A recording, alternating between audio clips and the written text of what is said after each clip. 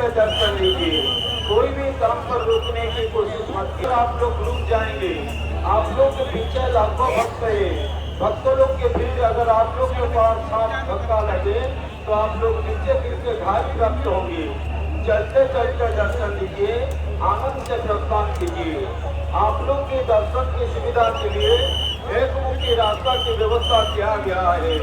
प्रत्येक दर्शनार्थी जगन्नाथ भगवान जी के रथ के पीछे पांचों की बैरिकेड का अंदर होकर आएंगे। जगन्नाथ भगवान जी के रथ के पास निकलेंगे।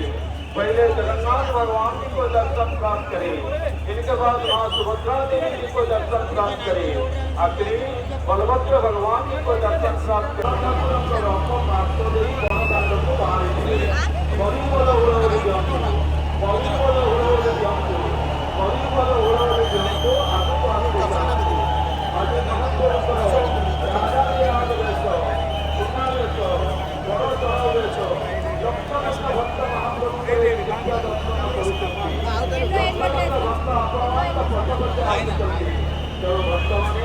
ନିଜେ ଦର୍ଶନ କଲେ ଅନ୍ୟ ଭକ୍ତମାନଙ୍କୁ ଦର୍ଶନର ସହଯୋଗ କରନ୍ତୁ।